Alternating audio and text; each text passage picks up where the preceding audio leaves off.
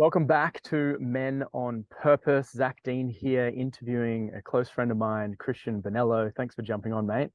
Yep, no worries. Happy to be here. Yeah, excited for this. This is going to be awesome. So, we're going to talk about all things subconscious around our subconscious programmings, specifically relating to business.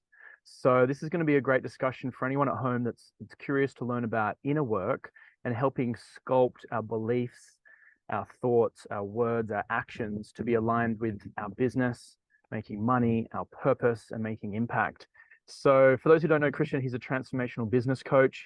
He has a wealth of knowledge that I'm really excited to dive into. We have a bunch of interests down many different rabbit holes, so to speak, of manifestation and mindset and where the world is and where the world's going.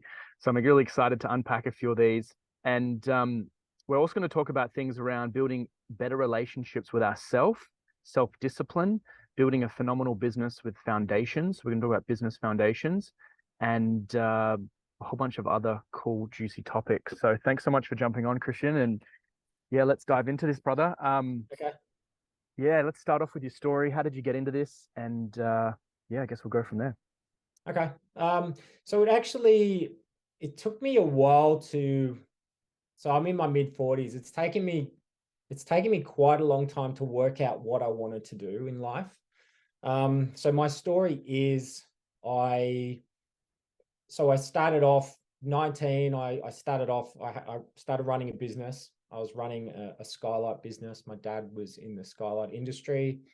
Started my own business, installing skylights. And then I was modeling as well. I always modeled on the side. So traveled all over the world modeling. And I was very into, from a very young age, like I was always into personal development.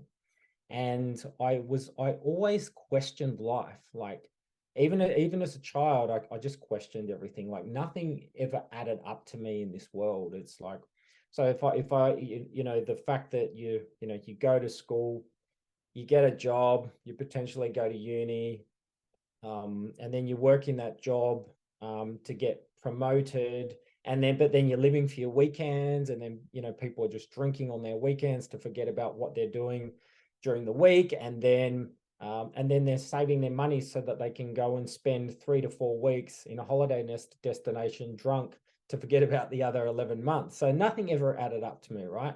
So getting back to business, I went from installing skylights to eventually getting teams of guys to install the skylights for me, but my heart was never in it. I mean, I was lucky to and grateful for the opportunity that Dad gave me to like go out and run my own business. And I've never really worked for people. Like when I've traveled overseas, I've done the odd bar job, but that's pretty much that's all I've ever done in terms of having someone telling me what to do. Like I'm not good with people micromanaging me and telling me what to do. So I've always been the way looked at business as freedom, right? And I've always looked at it as a means to really have to work on yourself, because your business is only going to grow to the extent that you're willing to grow within yourself. So anyway, getting back to my journey, I was working. So I've always been very much into, as I said, personal development. Read a lot of spiritual books. I've done plant ceremonies. I've read a lot of business books. Done a lot of meditation. I've tried so many different modalities. I've worked with healers. I've worked with therapists. I've worked with psychologists. Now I've worked with other coaches. Just always so much. Always a lot of introspect and always thinking, okay, I understand, or I understand that we're creating every aspect of our reality, and people in our lives are just actors playing roles based on the relationship that we have with ourselves. So the most important relationship I can develop in my life is with myself, because that sets the tone for every other relationship in my reality. anyway, I was working with how I got into coaching was I was working with a healer a number of years ago. And she said, because I honestly didn't know what I wanted to do. So I had I did Skylight business, modeled, but I never really knew like what's my purpose. I don't know what my purpose is. And I was working with a healer, quite a few years ago, and she said, I think you'd be really good at coaching. I'm like, okay, yeah, that really resonates. So it's kind of that hit me in the heart. I'm like, yeah, that feels right. And then I embarked on this coaching journey, and I studied, and I continue to study constantly. I've studied, I've got certified. I'm doing another course now to get further certified, working with clients. And what I've realized is I know it's my purpose, because whenever I get off a call, I am so inspired and excited by what I'm doing. Like, I feel completely elevated, because what I've been able to do is create transformation with my client. And so how they're being at the beginning of the call, and how they're feeling at the beginning of the call, and how they're feeling at the end of the call is completely different. And that just lights me up. So that's kind of how it all started. And that's my short journey, like my long journey in a nutshell, of how I've come to find my purpose. So good. So good. So interesting. So, yeah, you touched upon a couple of really important topics there. But really, what I wanted to dive into is, how do you uncover what's holding people back? And, we're looking at beliefs, and there's values, and there's like the people we associate with. But if someone's feeling stuck, overwhelmed, stressed, or just like not really sure what to do, you Yep. mentioned how to get into alignment, and how that's like hitting your heart, and it's like that's what feels really good for you. And Yes. now you're then passing it forward and helping other people, and there's this like new path that's been set for yourself. So Yes. how does someone, from your experience, uncover what's holding themselves back? And then how does someone break through that so they can actually get more of the results they want, specifically in Sure. business? Sure. Yeah. So everything is derived, like I was saying earlier, it's a product of the relationship you have with yourself. And the relationship you have with yourself is based on your core beliefs. Now, these core beliefs are generally a detriment to the life that we want to live, which is, in the life we want to live, we want to be fulfilled, right? And fulfilled is to feel full. But we can't feel full if we don't feel whole. We're already whole, we're already full, but we have subconscious beliefs that prove to ourselves that we're actually not whole, and we're not full, and we can't feel fulfilled. Fulfilled is to feel full, obviously. And so that's derived from your childhood. So you can, if your parent says to you, just as an example, as a harsh example, it's like, you're worthless. You're worthless, because if your dad says to you, you're worthless, that's only because that's what he believes about himself, and he is just projecting that onto his child. So what can happen is, it can go two different ways, right? But it's the same. It's two sides of the same coin. So one you've got two different kids, and both dads say you're worthless. One kid will go out and he'll do everything in his life to prove to himself that he's not worthless. And then the other child will set up every aspect of his life to prove to himself that he is worthless. But what happens is, one child might think that he's, proved to himself that he's not worthless. So he'll go out and create a lot of success, and he'll make millions of dollars and create a massive business. And then the other child with the same core belief won't create anything. But at the end, if you look at both of these journeys, one might be affluent and the other one isn't. both of them still hold the same beliefs that they're not worthless. Because what this person's been trying to do, this son that's proven to himself that he's not worthless, is feel worthy by external means and by making more money. So all of these things, and this is why you can find that they'll be extremely well-off people, but they're still not happy. And then, and like, no matter how much money they have, it's never enough because they still don't feel whole and complete within themselves. So it's about uncovering, it's about dissolving what's unresolved. So it's about knowing why you do what you do. So it's about knowing why you are continually proving to yourself why you believe you're not enough of something. So there's several different programs, right? There can be worthless, I'm not valued, I'm not seen or heard. But if you think about it, it's like a child. So it's essentially, we never make that rite of passage from boy to man. We're just men or women with child minds. And so whatever these beliefs are, this is what I do is when I'm working with a client, I start to piece everything together. I start to piece all the experiences and then the behavior and then the emotions and why they're feeling a certain way. And then that reverts back to the thoughts, and then that reverts back to the initial programs.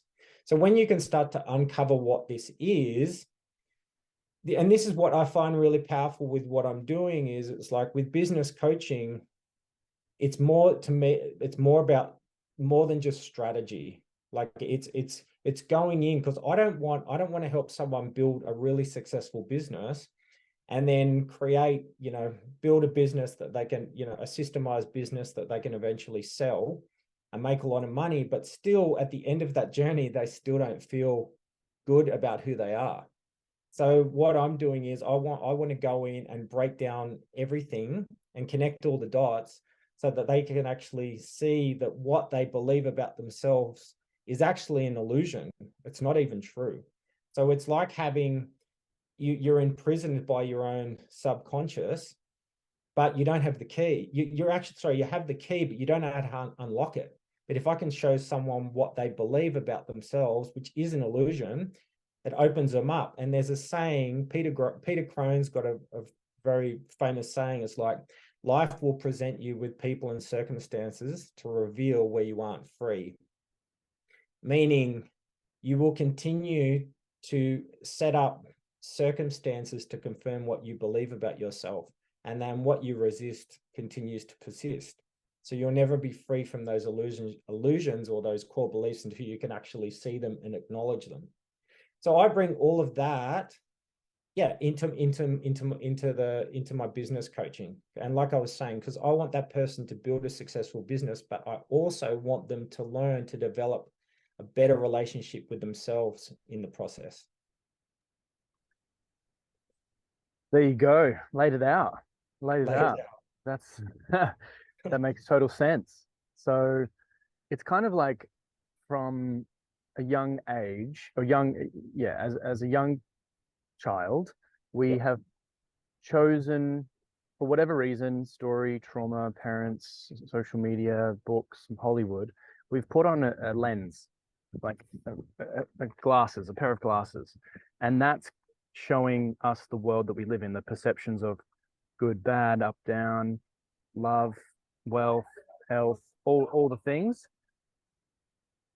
And what you're doing is helping them see that what they're actually seeing is a result of who they are actually being and how they're showing up, and it's them projecting that. Is that right? Exactly. So what I always say is, it's like who you really are and who you think you are completely different things. So who you think you are is who you believe you are, which is based on false assumptions, which is based on core beliefs that aren't even true, based on your childhood.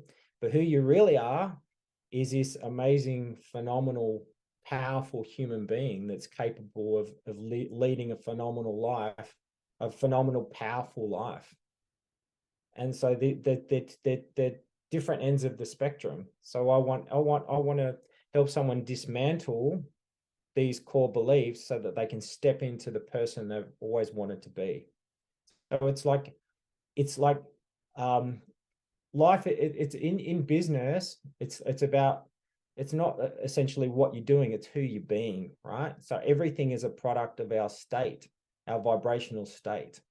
And also what I talk about a lot is we live our lives in the mind, but the power in life is connecting the mind to the heart. That's where all our powers are. That's where we can tap in and mold and shape and shift and create reality. But if we're in the mind all the time, we're in the programs, and so we create something, and then we react, and then we create and we react. So you're in this loop every single day, and that's why it's like that's the product of Groundhog Day. So you can even go into another thing I talk about is, Joe Dispenza says, if you don't have a vision of the future, then you're just memories of the past, and your past is comprised of those programs. So it's about, like I said, dismantling the programs, and then it's essentially deprogramming and reprogramming. But you can't try to reprogram if you can't see what's driving you in the first place. When you can see what's driving you, it all starts to fall away, and then you can reprogram from there, because you have a blank canvas. You have a messy canvas with all of these belief systems, and then you're trying to paint over it, but it doesn't work. So it's like once you start with a blank canvas by dismantling or dissolving, then you've got a clean canvas, you've got a clean slate, and then you can start reprogramming from there. And like I said, you can step into an even greater version of your current self, and then your life will be a mirror of that. So your life is always mirroring your state. But your state is, like I said, it's a product of the programs, which means your life is the same every day. Like that's the concept of Groundhog Day, right? Because it's the loop. This is it. This is it. We live in this matrix. Most people are going around in circles, and Yep. This type of work is so important, because it sounds like it really helps people reprogram, unplug, and give them choice again. And it's kind of like life is a cup, and you want to fill the cup up with all the good juicy stuff to make it whole. And most people see that their cup is empty. And people forget that they have the kettle, and they're able to pour whatever water they want in there. But I think for some reason, these constructs around their worthiness, their level of deserving, whether it's an upper limit issue and they don't believe that they can have this, or whether it's these limiting beliefs that are keeping them playing small, not loved enough, or not lovable, or all these different things, that's really crafting our whole life. And whether you have a teacup, whether you have a cup, whatever metaphor you want to believe, is that we're constantly constructing this reality. So I find that so fascinating. So changing gears here. So after you help people unplug, so to speak, or rewire some of these beliefs and help them see that they are already whole and full. Yes. How do you then transition that into business? Like, do you have a structure? Do you have a program? Or what is it that helps you actually then channel that into creation? Yeah. So what I do is I start all of what we've just spoken about. Like I don't kick my program off like that. Like I kick that off in the later stages, because what happens is when you start your business, like I've said before, your business will only grow to the extent that you're willing to grow within yourself. So your business is just mirroring what you believe. And so what will happen is once we with the business, it's like you need to have structure in business, right? So it's like if you don't have structure, it's like building a house on the sand. Like you need to have that structure. And with school, so school is just indoctrination, right? It doesn't teach you how to be a critical thinker. It doesn't teach you how to think. It teaches you how to just retain information, but it's not necessarily the right information. Well, it's not the right information to be an entrepreneur. It's the right information to be a worker bee, to be an employee, to work in a job. Now, so what people do is, I'm sure you're familiar with the cash flow quadrant, right? So cash flow quadrant, on one side you've got employed, self-employed, and then on the other side you've got business and investor. So we want to be on the right, it's on the right side of the quadrant. What people do is they, because we're being trained to be employees, they start a business. They're like, okay, I don't want to work for anyone anymore. I want to be free. I want to live a business and I want to be free. So they start the business, but they're self-employed. So they're still on the wrong side of the quadrant. And all that means is they're a business owner, but they're just an employee of their own business. So then they find that they end up having to work double the hours of what they did in a job. They've got less freedom. So they become more stressed, and they don't really have, because we only have the essentially is employee training, they don't have a business mindset. So you want to create, you need foundation in your business. First of all, when you're starting your business, who's your niche? Who are you actually targeting?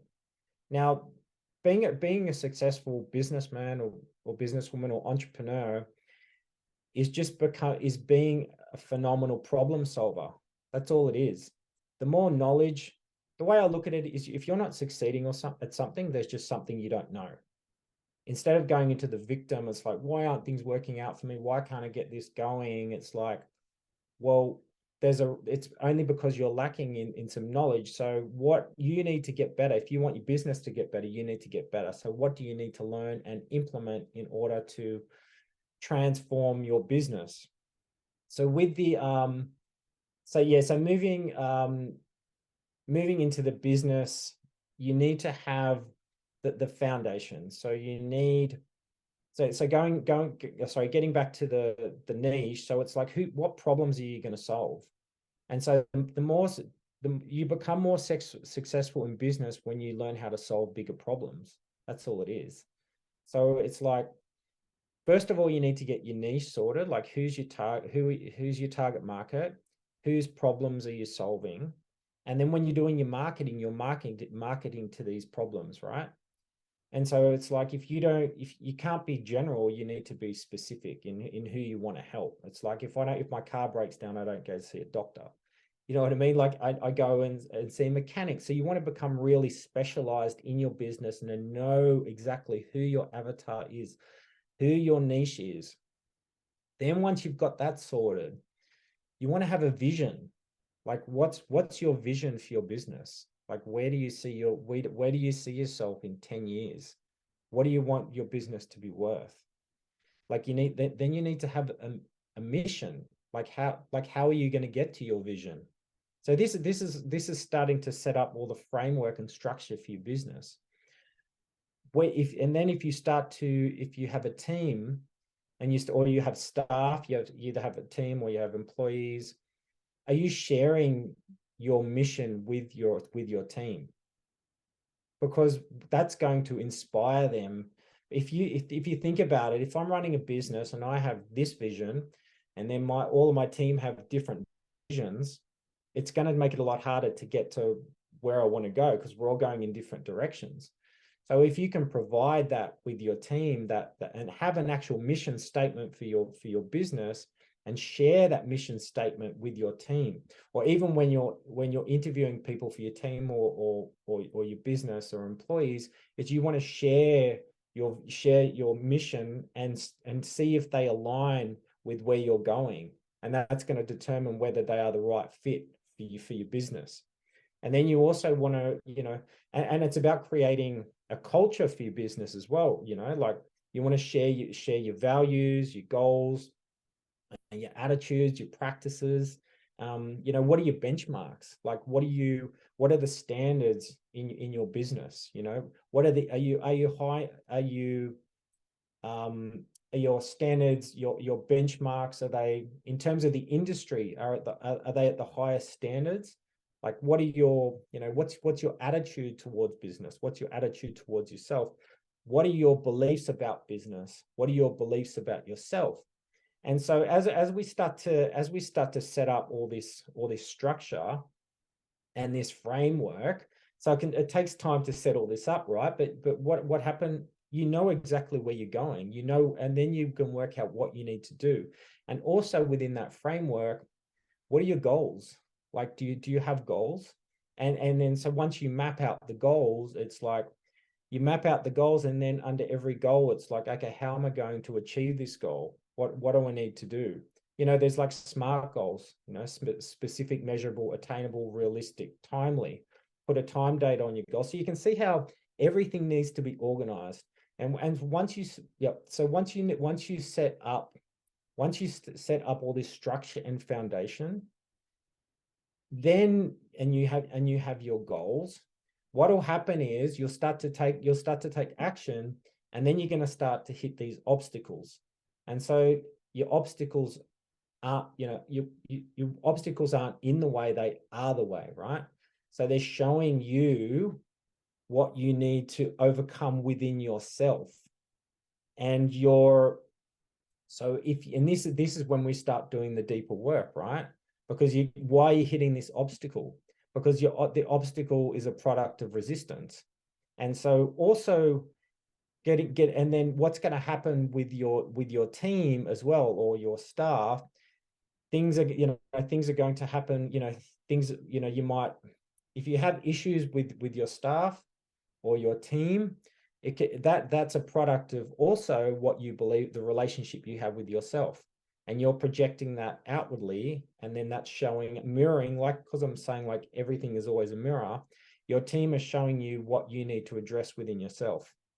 So everything is always feedback. You're always seeing, but what we tend to do due to lack of self-awareness, is we're always looking external.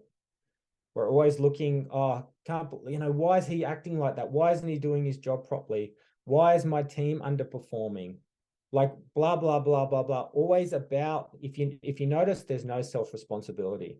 It's always about what's going on outside of you, when that should be used as fuel to heal what's lacking within yourself.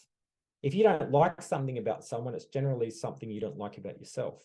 Like, everything's always mirroring. So we go into the structure, the foundation, the goals, and then we start to break down what you believe about yourself. So your business, what actually happens is, it's like as you start to dismantle everything, your heart starts to open up, and that shifts your whole state without trying to make yourself feel better.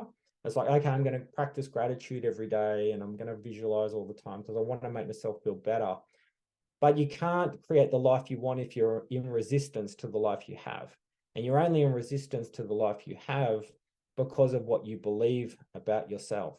So when you start to break all that down, like I was saying before, you start to step into who you always were meant to be. Your heart starts to open. And as you start to expand within yourself, your business starts to expand as well. What's going on, you purpose-driven human you? Thank you so much for checking out this interview. Zach Dean here. If you had any aha moments or questions, please put it into the comments. And while I have you here, I'd love to ask you a quick but powerful question. Do you ever dream about turning your passions and purpose into a business that helps people and makes a profit, but you don't have the energy or skill set or community or training to do so?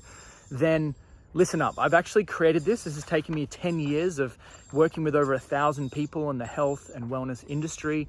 I've created what's called the 28A Club.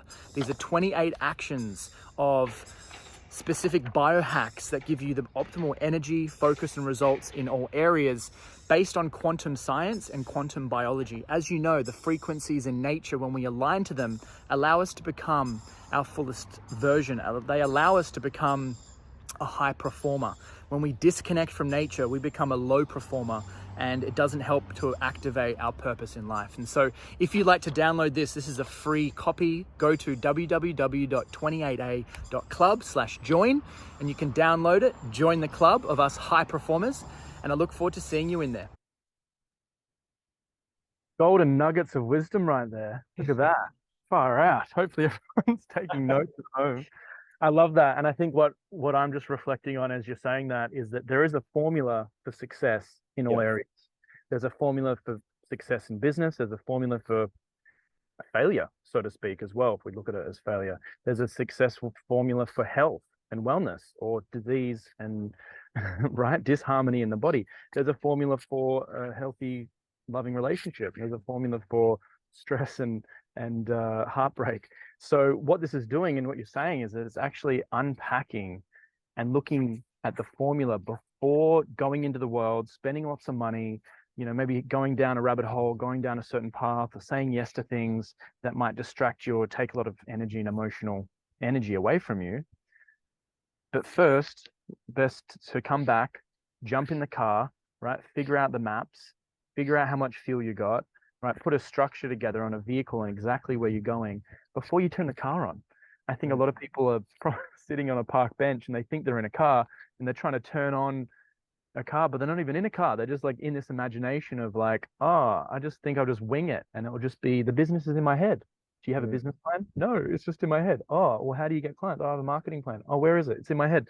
So what you're saying is get that out and bring it into the physical. First step to manifestation, in my opinion, is writing it out, speaking it, thinking it, visualizing it, talking about it before bed, as you get up in the morning, programming the unconscious mind. And then like yourself, what you're saying is surround yourself with the right people, the right coaches to help bring that out of us. And that's what I love about coaching is that coaches will help us figure out the most important thing, which is that everyone has, to a degree, parts of their experience or reality or where they're at. That is, we don't know what we don't know.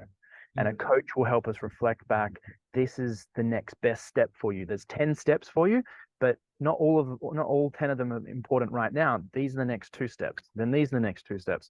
These are the next 2 steps. So yeah, I love what you're saying. You're really unpacking that and bringing clarity to it before diving into potentially wasted time and energy and resources. So, one of the main reasons I jumped into this podcast and wanting to interview you and all these other amazing men is because I watched a documentary called it's called What is a Woman?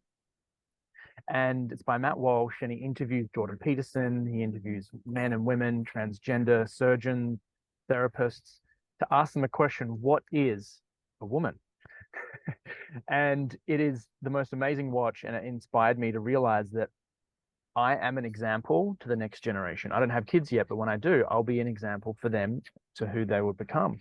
And I realized that everyone's an example for the next generation.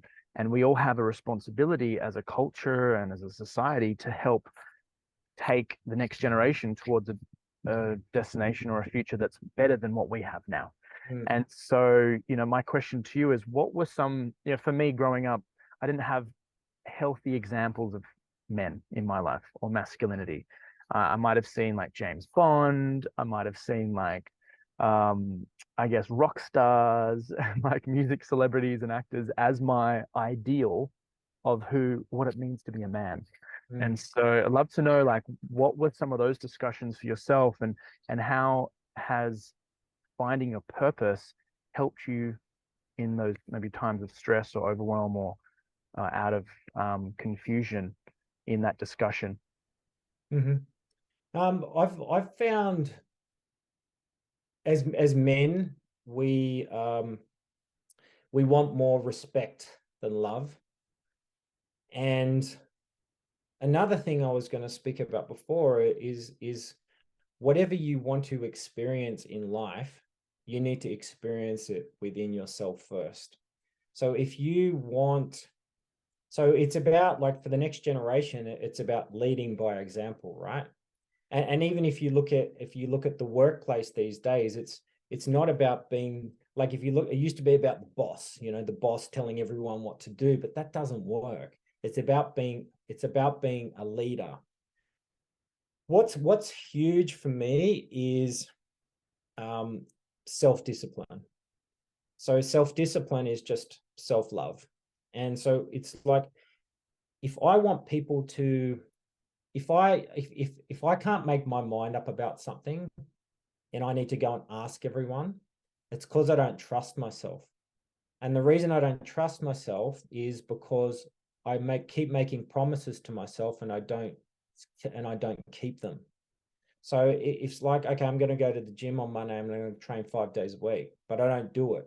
And then I start again and then I don't do it. And then I start again and I don't do it.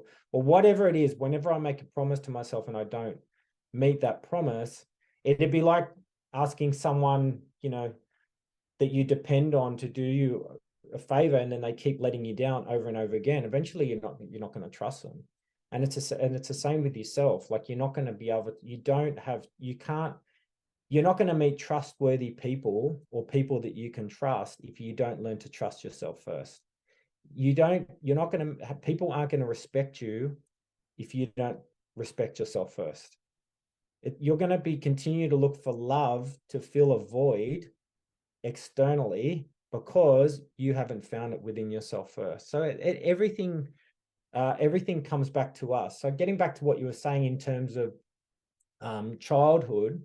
So I mean, if I look at my parents, I had an awesome upbringing. You know, I took on some beliefs, some negative beliefs about who I was as a child, which I've worked through, like we all do, right? So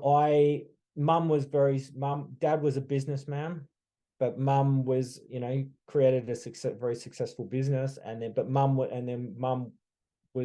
went down the spiritual path. So this is what I've realized. It's like, what works for me is merging those two aspects, and this is why I've incorporated the spiritual aspect or the delving into the subconscious into my business, because I don't want it to just be about structure and strategy and attaining external things. I do want that, but I also want that person to know themselves on such a deep level that the journey will be full. The whole journey will be full, rather than waiting to achieve something externally to finally feel whole, and then they get there and they don't feel whole. So has that answered your question? Absolutely. Yeah. It's about coming back to self Yes. and really, really reevaluating the things that we might be seeking in others.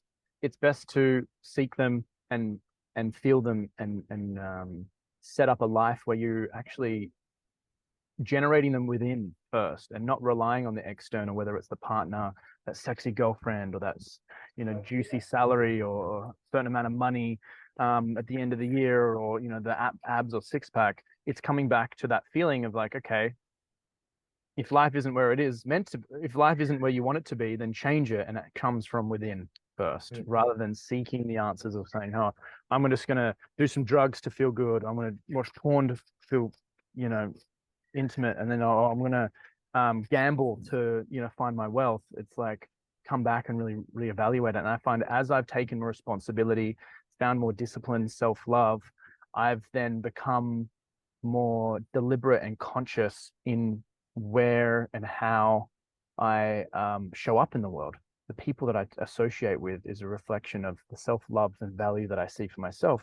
I find as I raise my self-deserving and self-value perception, belief, that is reflected back to me in women or business opportunities or family or people. Just like, there's this amazing relationship, and it has changed as I focus and build whatever it is that I want from within, or channel that energy that I'm wanting out. And I go, actually, let me send that into myself first. And then as I change my frequency and expand that, the experiences through resonance, like attracts like, will actually manifest. And on the flip side, if I don't do that, or when I was associated with, say, people that were toxic for me, or I was around, I was in a lot of debt and a lot of worry and a lot of anxiety and a lot of tumultuous relationships, I look at where I was, I guess, on the inside, and that was a reflection of where I was at that time. And so I know, and what you're talking about is changing that frequency through changing how you relate and that relationship with yourself first. 100%. So it's like we associate our whole reality with our mind, but it's a false construct, right? So we're trying to make ourselves, like I was saying before, feel good when we're associating everything with our mind and who we believe we are. So we're trying to make ourselves feel good externally, but we're not dealing with what's going on internally, but we don't know how to. And it's like we're trying to solve problems with the same mind that created them, instead of going and asking for help. Like, I find a lot of people, they don't ask for help, but it's like, we need to ask for help. It's like, it's just, people are here to, there's some amazing people out there doing phenomenal work, which are, I wouldn't, if I didn't go and get asked for help, I wouldn't have been able to break down all the stuff and see what's been driving me my whole life. Like, I didn't know what was driving me. I'm trying to work all this out through reading books and meditating and trying to work out why I keep setting all these aspects of my life up in a certain way, and feeling dissatisfied all the time and frustrated and irritated. But then when I've gone and asked for help and someone's had that ability to show me what it is that drives me, that's free, then I've become free. So like what you were saying before, it's like what's literally happening is your state is shifting, and you get into a state of expansiveness where everything in your life is expansive. You meet phenomenal people, you have amazing opportunities. But if you're the mind can be very limiting, extremely limiting, and like I was saying, but the heart is just expansive.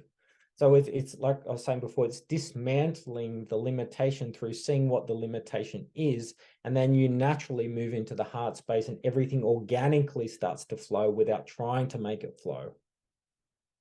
Because often you can be like, okay, and this is what I used to do, was like feeling frustrated and irritated all the time about my life and what I was doing, and not happy with my business, and like not happy with what I used to do in my business. Like, it wasn't aligned.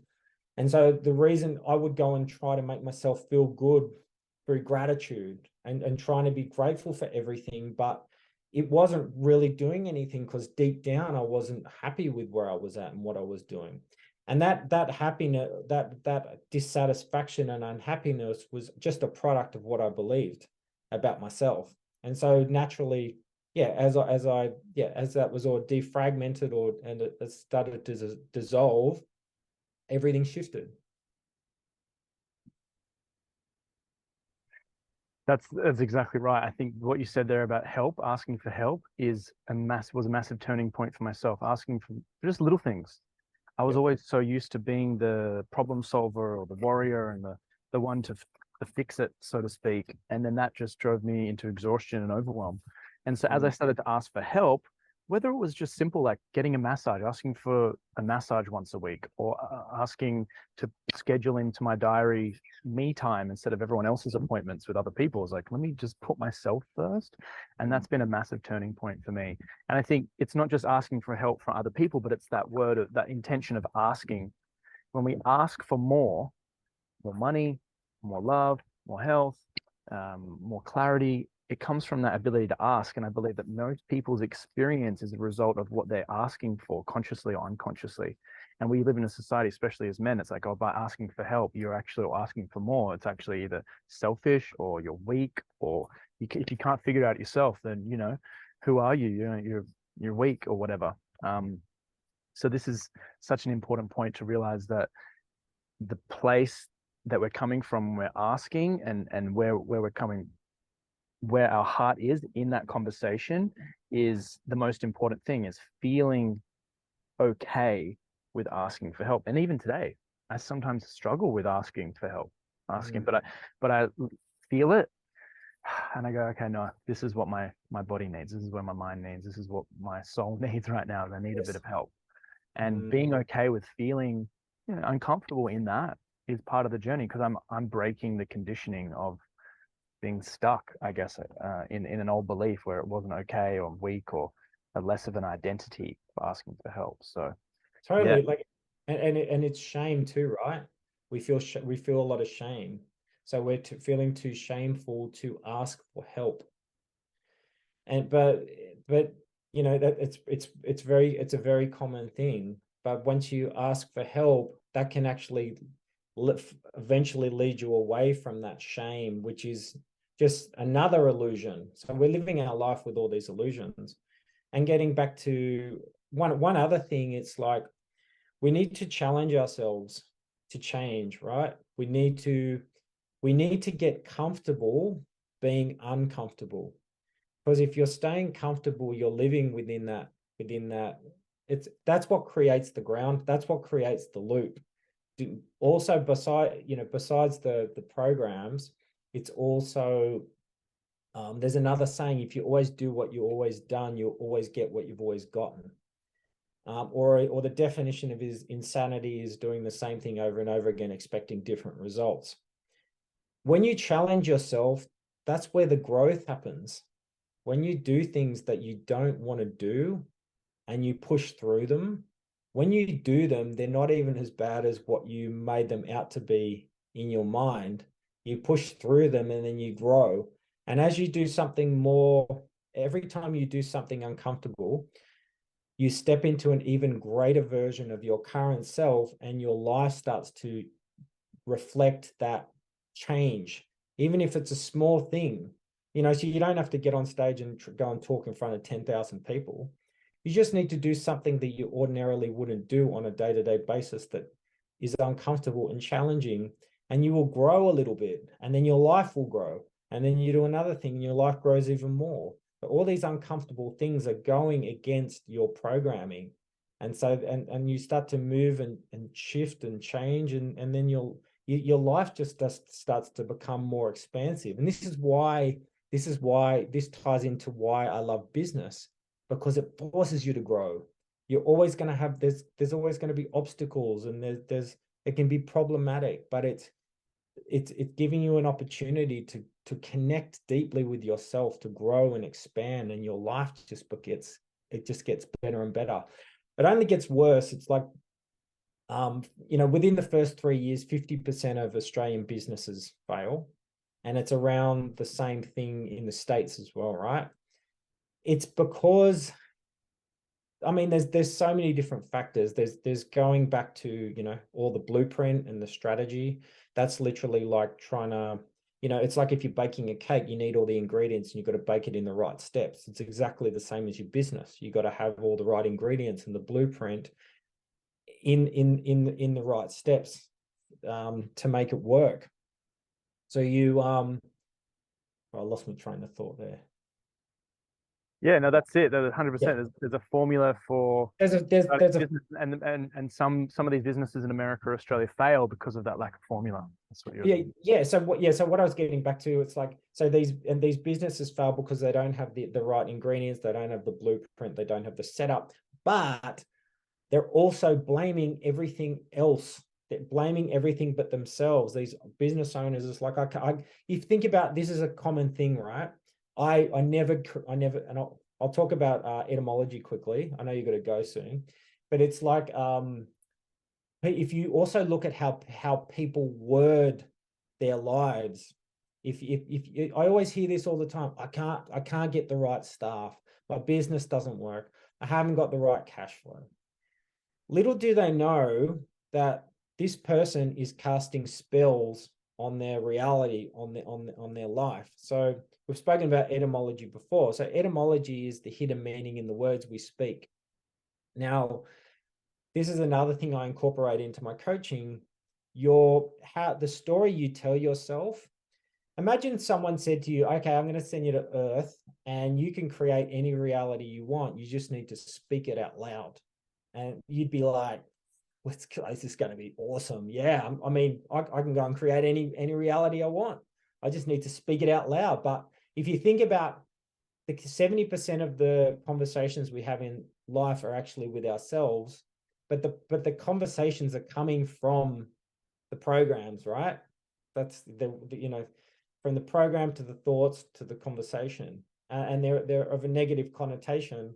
So you really have to be aware, even if you haven't been able to delve in and know what runs you on a subconscious level, you're still going to be aware of how you're speaking every single day. So the word spelling is called spelling because you're literally casting spells with your words, and you will be sentenced. That's why it's called a sentence, because you're sentencing yourself through how you're speaking to you're sentencing your life through the words you're using, and you place a curse on your world through curse words. So just there's so much so this is why there's so much trickery. Even so our language, coming from the Phoenicians, definition is actually what a definition of something actually means a deaf Phoenician. So Phoenician, so meaning how a word sounds is not what it means. So, and the word phonetics, phony, right? So how a word sounds is not what it means. So there's a lot of trickery in the English language. So you also have to be really aware of how you're speaking, not just to others, but how you're communicating with yourself. So it's like when another thing to do is like, affirmations aren't going to work because you're just repeating words. There's no, your state is what changes reality. So you need to shift your state. So through speaking, casting, like I've done this I know you got to go, but I could tell you quite a few stories where I've been able to bring word magic into my world and transform so many different aspects of my life through telling myself a new story. So that's another thing you can do, is start to tell yourself a new story, and that'll become the product of your life. Oh gosh, we could talk about etymology for days. Absolutely. Think about it, talk about it every day. Week, your week. How's your week going on? Why isn't it a strong? Why isn't it why is it a weak end? Why isn't it a strong end? Like, yeah, totally. It's like I understand you, meaning I'm standing beneath you. Under you, yeah. It's The electrical charge, right? You go to the shops and they charge you, and you're charging the system, and you're paying for it. It's just like all these hidden meanings now. Whether some people think, oh, it's just a word. What who cares? Just say, good morning, good morning, morning, morning, morning. No, I don't want to mourn anybody today. Right? I want to have a great now. Hello, good now. Well, it's like your word, like word and world sound the same, Millie, because your words are creating your world. If you put an S in front of word, it becomes a sword, meaning your words can harm and cut you. There you go. Yeah, even health and wealth, very, very similar. Exactly. Right? A couple of letters different. So this is such an important conversation because what we think about creates our identity. And then our identity of how we see and believe ourselves to be creates the words that we speak. And the words that we speak are a vibration. They're an energy. And it's the famous saying, sticks and stones may hurt my bones, but words will never harm me. But that's a lie. It's sticks and stones may break my bones, but words can destroy or break the soul. They can hurt you. They can hurt you. They are hurting you. How you're speaking to yourself is defining what you experience in this reality. Yes. It's so powerful. So being conscious of our thoughts, choosing our thoughts, the famous book, Think and Grow Rich, says it best. Think and grow healthy. Think and grow love, right? Think it and ink it is another one that I learned as well. But think it and ink it and speak it and do it and review it. These are just unconscious personal development slogans coming out of my brain. Totally. But it's all real. It's all real. One of my favorite books, apart from Think and Grow Rich and Robert Kiyosaki's Rich Dad Poor Dad, is As a Man Thinketh. And it's as we think and feel in our heart. The thoughts, as you said, are only one part of the formula. The other part is the feeling. As we think and feel in that expansive way, that's a magnet, and it tells from our conscious mind to our unconscious mind. It plants the seed, and we don't need to know how it's going to happen. But if we plant the seed with the emotion, with the clarity, linked to ecology, which is helping others, helping ourselves, if we link our purpose in with that as well, we can manifest so quick, whether it's our perfect partner, you know, that amazing business deal, the body that we've always wanted, that relationship with ourselves, the relationship with others. All the things can come as a result of the thoughts and also feeling and sitting in that kind of prayer state, right? Like meditative theta brainwave. When we pray, our brainwaves are changing from more of a erratic state to more of a calm state. And what that's doing, it's implanting, I guess, impregnating the subconscious with a new program to then create a new reality. Totally. So, And it's, if you think about feelings, all we're ever doing in life is chasing feelings. So if I want to go and buy a McLaren eventually, it's not the piece of metal sitting in my garage. It's how it makes me feel when I drive it. yeah, It's how it's going to make me feel when others get an amazing feeling sitting in the car as a passenger. We're yes, always chasing feelings. So in order to create what we like, we need to create the feeling now, as you know, right? So it's like, in order to, how am I going to feel when I'm driving that car, when I'm sitting in that car? It's like, that's what I need to feel now. But it in terms of like having to force yourself to think a certain way, to feel a certain way, like you need to become really conscious of that. But once you start to, if you can break down the programs, you naturally start to think in a positive way because you've dismantled all that negative construct. So you don't actually, so if deep down you believe you're not valued, or you believe you're worthless, or whatever it is, I mean, you're not going to admit that to yourself, but you don't even know that you believe that until you can have someone show you that. But when you can actually, when you can see it, it falls away, and then you naturally start to just be in a perpetual happy state anyway, and you don't even need to force yourself, because like I was saying before, it's like when you dismantle the programs, you naturally start to move into your heart space, and that's where everything happens anyway. you said it best, 100%. Absolutely. Final comments, and where can everyone find you? I know you've got a new program that's launching, and we'd love to, yeah, get in touch. Anyone out there who's starting a business, maybe you're stuck in a business. Is it just for entrepreneurs? Is it for people getting out of the 9 to 5? Yeah, give us a bit of a rundown. Yeah, so I'll work with anyone that's been in business for a couple of years that's not getting any, you know, their wheels are spinning, they're not getting any traction. I can work with someone that's just starting out a new business. I can work with someone in network marketing. It all applies to what I'm doing. The framework I have, it's so broad across, you know, many different businesses. But right now, just small business owners, and I'll help you get off the ground and provide all of the right structure. But more importantly, we'll start to work on what you believe about yourself, dismantle all that so you can eventually build a thriving business. So what I do is I work with ambitious people. I only want to work with ambitious people that want to grow and change and live a phenomenal life. And like I help ambitious small business owners develop better mindset, structure, and foundation to get results in 90 days. So we can get things moving really quickly once we put everything in place within that time frame. And you can find me. So my website is www.christianmbonello.com, or you can find me on Instagram, christianmbonello, or info@christianmbonello.com. There we go, guys. Here we go. This is the beginning for a lot of you out there. If you're wanting to get off the ground, kickstart, launch that business or a new project, get in touch with Christian. You guys will absolutely love it. So thank you so much for your time, Christian. Thank Appreciate you. it. What a Been a juicy pleasure. conversation. I will chat to you very soon. Thanks for watching, Sounds good. everybody. All right. Okay, thanks.